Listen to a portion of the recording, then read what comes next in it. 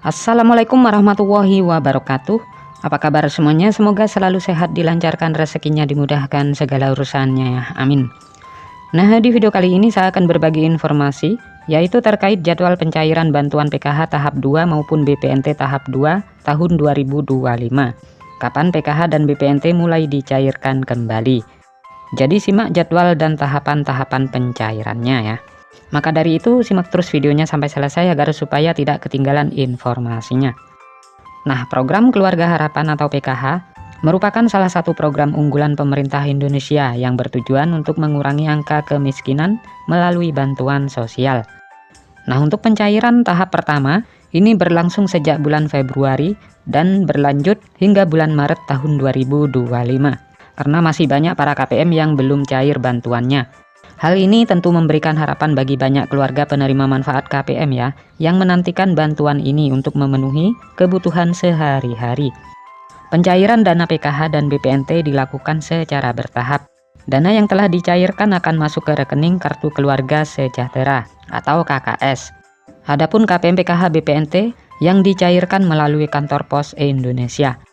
Meskipun demikian, tidak semua KPM menerima dana secara bersamaan ya, karena beda daerah beda jadwal. Dan berikut jadwal pencairan PKH dan BPNT untuk tahap 2. Nah, perlu diketahui bahwasanya pencairan PKH maupun BPNT itu disalurkan dalam 4 tahap sepanjang tahun. Dan berikut ini adalah rincian jadwal pencairan untuk masing-masing tahap ya. Untuk tahap yang pertama itu sudah mulai dicairkan dan hampir merata ya hingga sampai saat ini. Walaupun masih banyak para KPM yang masih belum cair bantuannya. Dan untuk tahap yang pertama ini masih terus dilanjut dicairkan hingga bulan Maret tahun 2025, baik yang lewat kartu KKS maupun yang lewat PT Pos Indonesia.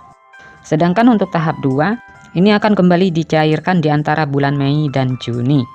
Untuk tahap yang ketiga ini akan dicairkan di antara bulan Agustus dan September. Dan tahap yang keempat di antara bulan November dan Desember, baik PKH maupun BPNT.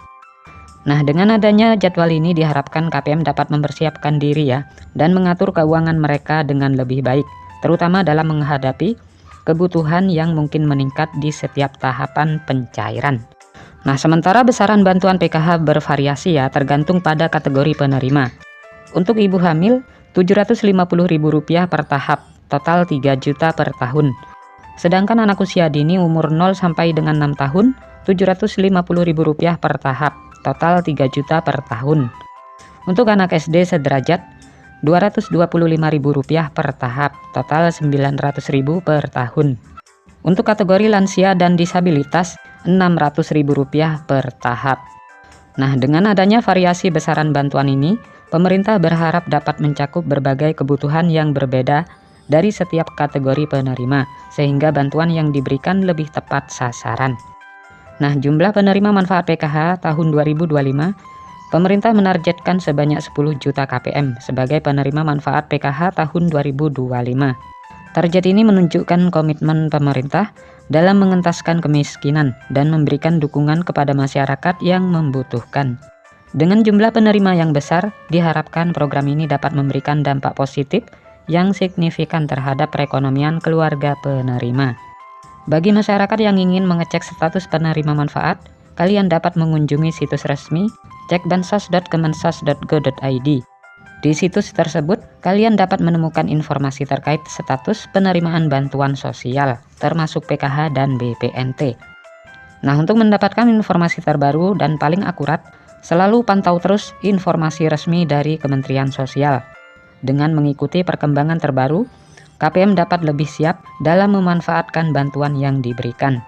Dengan adanya bantuan ini diharapkan dapat meringankan beban ekonomi dan membantu keluarga dalam memenuhi kebutuhan dasar para KPM.